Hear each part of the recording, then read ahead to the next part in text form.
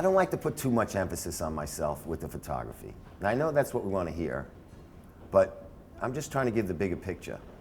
A lot of people ask me, like, you know, your references and you go to the museums, you got that movie you like, you want to emulate some of that. I go in with a clean slate. You know, I just go in with a clean slate. I don't have any, you know, if it's a comedy, if it's whatever it is, I don't go in with any preconceived notions of how I'm going to light this. I go in with the preconceived notion that I'm going to light this. It's going to look like $1 million. I do what I feel at the moment, or what I feel is right, you know, and usually the director agrees. If not, I tell him it was a bad idea, and I blame the assistant for giving me that idea. And I tell the director his idea is great, and mine sucks, and that's the way it is.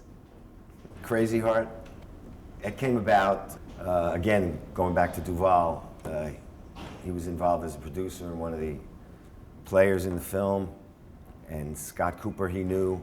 He was in television series Broken Trail with Bobby, and they got to be friends, and they knew each other, and Bobby told him that he's got this guy that shot The Apostle that maybe Scott would consider shooting Crazy Heart. I guess I met Scott, and he saw my track record with All the Pretty Horses and Sling Blade and all these kinds of films, and felt I could do the film justice, and so did I, naturally. And we got along really well. You know, read each other's minds, all that kind of stuff that you hear all these guys talking about in relationships with directors. We shot this film in Super 35, 3-perf to save money, 2:3:5 format, and they gave me a big image to work with. It's like an anamorphic deal. You know, you put, you know, bicycle thief. You got one guy here, or Leone, and you got another guy got a lot of negative space. You know, 3 guys in a single shot. It's a beautiful thing. You can't miss, and it inspires you. Did some great stuff. Very simple. I try to keep it as simple as possible. 1 lamp in the room, not every lamp on. Why do I got 20 lights on? Why am I lighting a drugstore with fluorescent lights with regular lights? Why am I changing the bulbs? What am I, crazy? And you wait, you'll see some producer's gonna know you're crazy, and you'll never see light of day on that spot again. Lighting is a matter of taste. You could say bad lighting, well, there's too many lights. Lighting is more, as they've said it a million times before, because I'm not the guru, lighting is the absence of light. Because there's always something. Take a dark room, turn 1 light on at a time, you'll see what I'm talking about. That's the approach. Simple, the guy's unloading I've said this many times, the guy's unloading the light, he turns it on outside the window, he's moving it around, he's not in position, it's the wrong everything.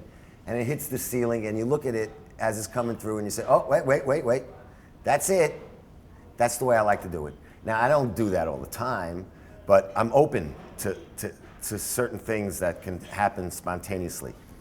I don't know, Crazy Heart was a good run.